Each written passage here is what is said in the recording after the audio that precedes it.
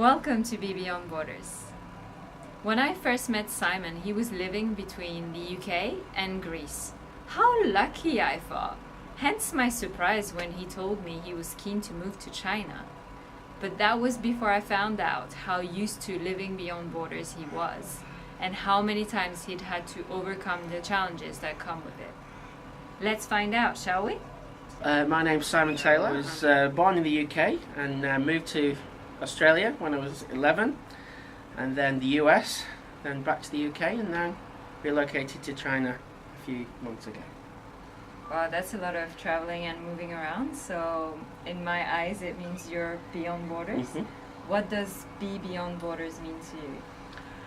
To me it means immersing myself in the local culture, experiencing new places to live, new lifestyles, and expanding your horizons. So you spent your childhood, you said, in the US and then in Australia. What was it like to grow up beyond borders?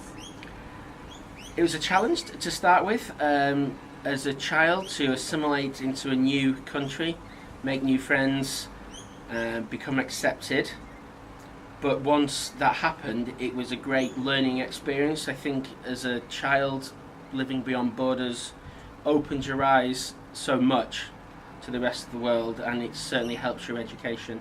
Can you tell us a bit more about some of the challenges that you faced? Originally, as I was in Australia, known as a POM, that was quite a challenge to start with. What's a POM? So a POM is an English person who's arrived in Australia. They, because of the colonial past, they slightly look down on you, make a little bit of fun of you until you'll be accepted.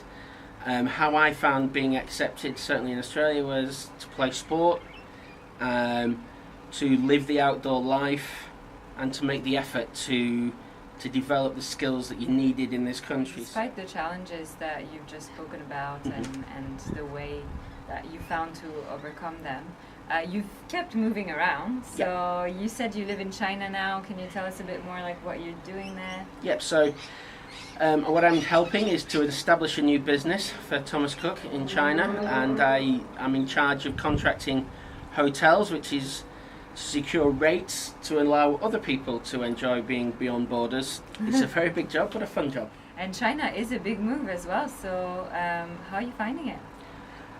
Initially was very challenging, mostly to do with the language and the cultural differences, but I'm really enjoying it. Can you give us an example of something that happened that made you feel like, oh my goodness, what have I gotten myself into? Yeah, I think the first time I got on the metro was the experience that was, I thought, what have I done? I got on, and because I'm taller than the average Chinese citizen, I was holding on to the bar, and I had 4 older Chinese ladies holding on to me and my backpack, and I was thinking, I need some personal space, and it just doesn't exist.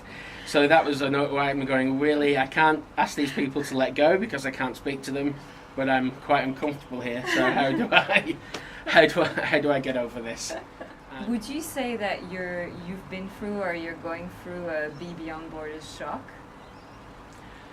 I've been through a Be Beyond Borders shock in just the population, the density, and the lack of, in their culture, the lack of respect for personal space was very challenging, yes, and that was definitely a shock, where at times you feel you just need to lock yourself away and hide for a few hours.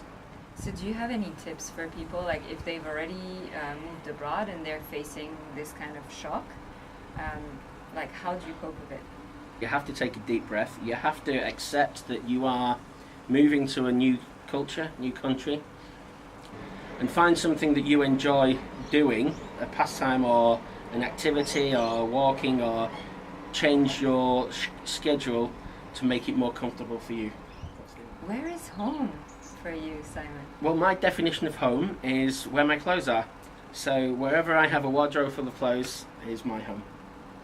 That's pretty easy, but what happens if you have clothes in 2 different places? I've never done that. So whenever I move or go beyond borders, I move everything. I don't leave anything behind, so that I never I'm wishing I'm somewhere else. I'm in the moment and I'm in the place where I live currently. So there you have it. Loads of tips on how to overcome the Be Beyond Borders shock. Stay tuned to find out more in my next article. This was Solène Anglaret, bidding you goodbye and happy travels.